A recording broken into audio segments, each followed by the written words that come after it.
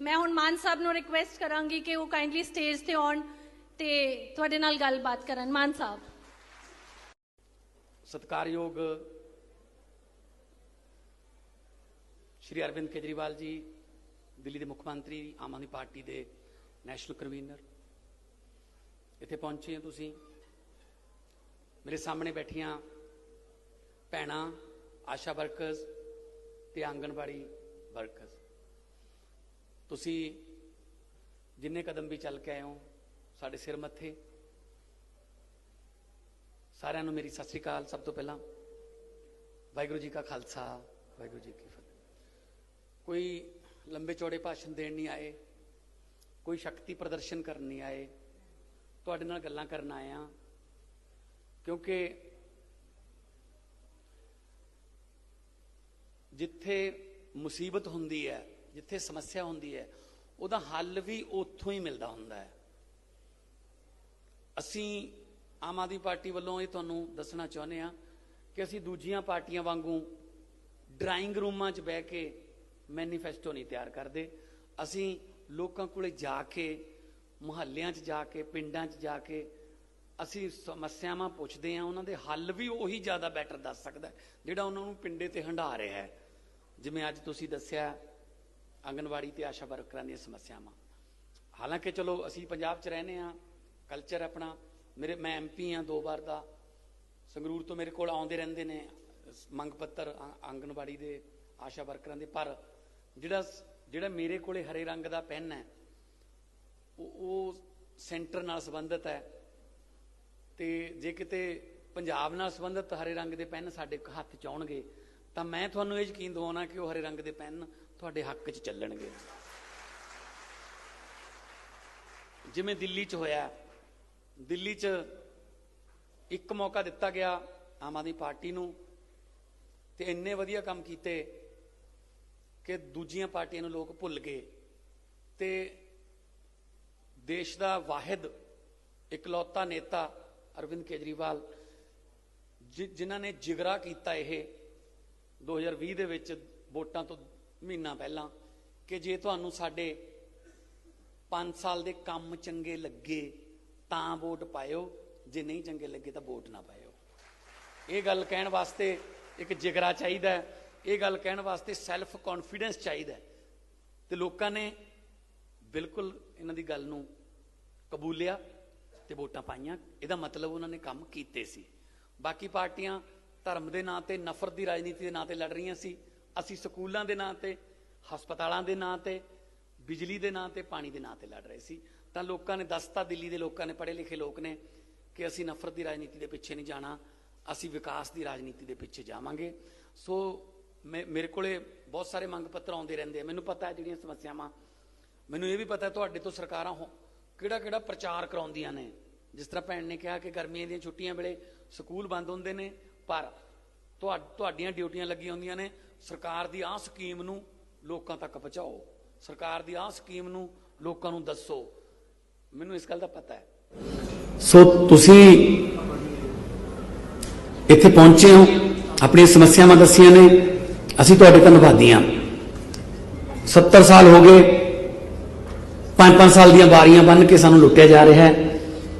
अंग्रेज इकट्ठे 200 साल लुट गए सी ते आ साडे वाले अपने ये सानूं 5-5 साल दीआं किश्तां 'च लुटदे आ। वादे बहुत वड्डे वड्डे करदे आ, पर दुख उदों हुंदा जदों साडियां धीआं भैणां उन्हां नूं सड़क ते धू के कुट्टिया जांदा है, लहू लहान कीता जांदा है। जिस तरह के दस्सिया गया कि वो जिहड़ी प्रधान है वो जख्मी हालत च है क्योंकि लाठी चार्ज, और लाठी चार्ज भी सीएम साहब मेल पुलिसमैन करते, मैन हैंडलिंग, लेडीज नूं मेल पुलिसमैन। हालांकि मैं नहीं कहता कि पुलिस वाले उन्होंने तो ऑर्डर ने, उन्होंने तो निभाने ने, पर यदा मतलब ये थोड़ी है। और कई बार पुलिस वाले भी मिलते हैं, वो भी कहते हैं साथों यह जे काम कराते हैं, सानू ऑर्डर जो देंगे ने भी किसानों को कुट दो, डॉक्टरों को कुट दो, नर्सां को कुट दो, आशा वर्करां को कुट दो, आंगनवाड़ी वालियां को कुट दो। तो साडा कहते सच्चे दिलों साडा रोना निकल जाता है, फिर साडियां धीआं भैणां ने यार सानू ऑर्डर दिंदे हो तो साथों तुसीं कटवाउने हो। इस काम वास्ते सरकारां तां नहीं बनाउंदे आपां कि सानू कुट्टण। बह के गल करो, टेबल ते बह के बड़ियां तो बड़े मसले दुनिया भर के टेबल ते बह के हल होंदे ने, नहीं बहते। इसे करके तुसीं अज इत्थे पहुंचे हो। सो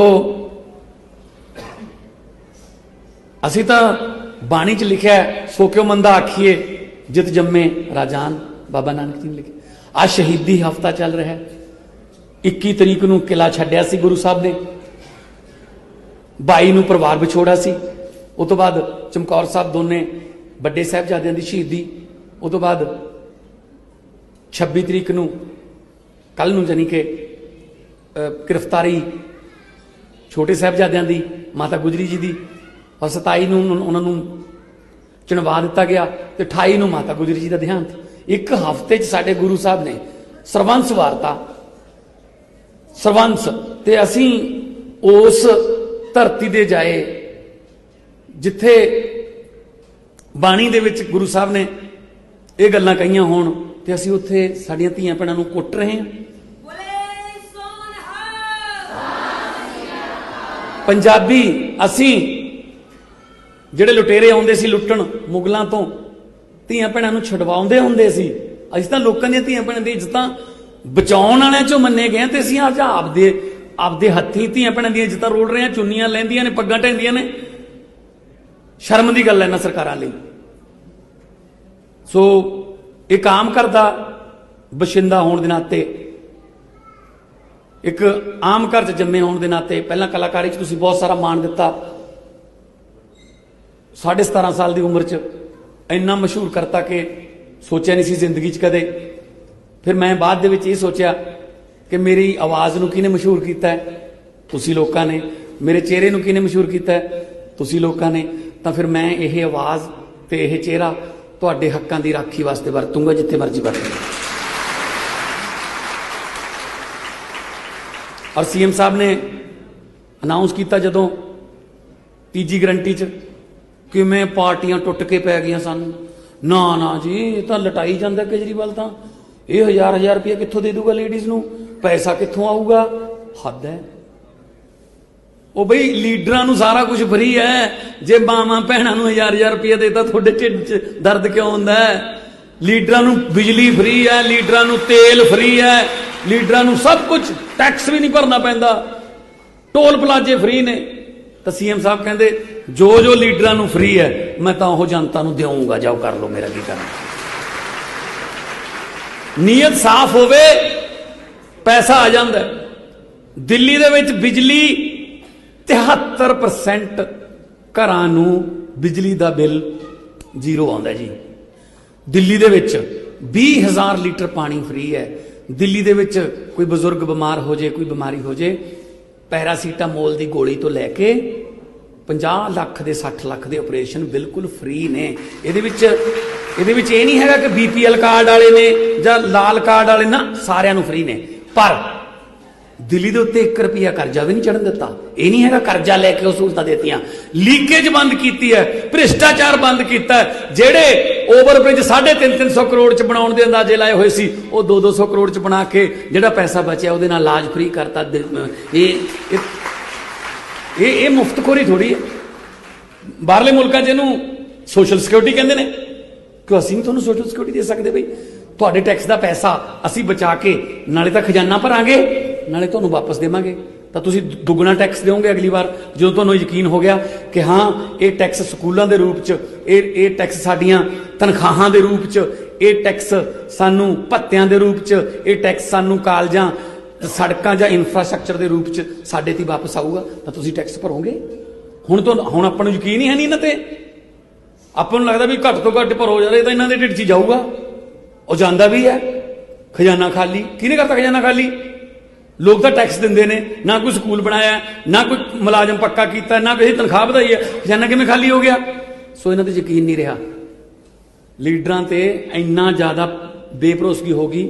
ਸੀਐਮ ਸਾਹਿਬ, ਮੈਂ ਕਿਸੇ CD 'ਚ ਸਟਾਇਰ ਕੀਤਾ ਸੀਗਾ ਕਿ ਲੀਡਰਾਂ ਤੇ ਯਕੀਨ ਕਰਨੋਂ ਹਟ ਗਏ ਲੋਕ। ਆਪਣੇ ਦੇਸ਼ ਦੇ 30-40 ਵੱਡੇ ਲੀਡਰਾਂ ਨੇ ਫੈਸਲਾ ਕੀਤਾ ਕਿ ਇੱਕ ਲਗਜ਼ਰੀ ਬੱਸ ਲੈ ਕੇ ਮਨਾਲੀ ਦੇ ਦੌਰੇ ਤੇ ਜਾਂਦੇ ਆ, ਗਨਮੈਨ ਨਾਲ ਨਹੀਂ ਲੈਣੇ, ਗਨਮੈਨ ਜਿਹੜੇ ਨੇ ਸਿਕਿਉਰਿਟੀ ਆਪਾਂ ਸੜਕ ਤੇ ਲਾ ਦਿਆਂਗੇ ਸਿਵਲ 'ਚ। 30-40 ਲੀਡਰ ਆਪਣੇ ਦਿੱਲੀ ਤੋਂ ਤੁਰ ਪਏ ਮਨਾਲੀ ਵਾਸਤੇ।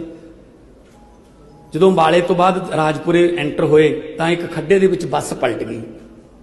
ਬੱਸ ਪਲਟ ਗਈ, ਉੱਥੇ ਕਿਸਾਨ ਕੋਈ ਖੇਤਾਂ 'ਚ ਕਿਸਾਨ ਕੰਮ ਕਰੀ ਜਾਂਦਾ ਸੀ, ਉਹਨੇ ਉੱਪਰ ਮਿੱਟੀ ਪਾਤੀ। ਸਿਕਿਉਰਿਟੀ ਨੂੰ ਚਿੰਤਾ ਲੱਗੀ, ਬੱਸ ਇੱਕ ਪੁਆਇੰਟ ਤੋਂ ਦੂਸਰੇ ਪੁਆਇੰਟ ਤੱਕ ਨਹੀਂ ਪਹੁੰਚੀ।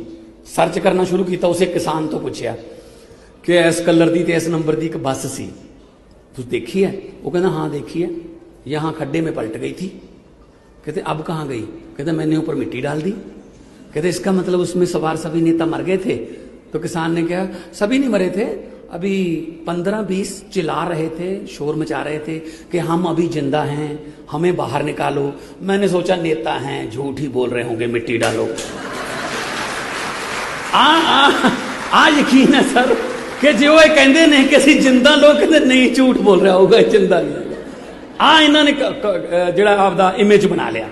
ਪਰ ਹਾਂ, ਹੁਣ ਇਮਾਨਦਾਰੀ ਦਾ ਨਵਾਂ ਪੁੰਜ, ਹੁਣ ਅਰਵਿੰਦ ਕੇਜਰੀਵਾਲ ਜੀ ਨੇ ਆਮ ਆਦਮੀ ਪਾਰਟੀ ਬਣਾ ਕੇ ਇਹ ਦੱਸਤਾ ਕਿ ਕਿਸੇ ਤੇ ਯਕੀਨ ਕੀਤਾ ਵੀ ਜਾ ਸਕਦਾ ਹੈ, ਕਿ ਕਿਸੇ ਤੇ ਯਕੀਨ ਕੀਤਾ ਵੀ ਜਾ ਸਕਦਾ ਹੈ। ਸੋ ਇਸ ਕਰਕੇ ਇੱਕ ਮੌਕਾ ਮੰਗ ਰਹੇ ਹਾਂ ਅਸੀਂ, ਇੱਕ ਮੌਕਾ ਇਮਾਨਦਾਰੀ ਨੂੰ ਦੇ ਦਿਓ, ਤੁਹਾਡੀਆਂ ਸਾਰੀਆਂ ਸਮੱਸਿਆਵਾਂ ਹੱਲ ਹੋ ਜਾਣਗੀਆਂ।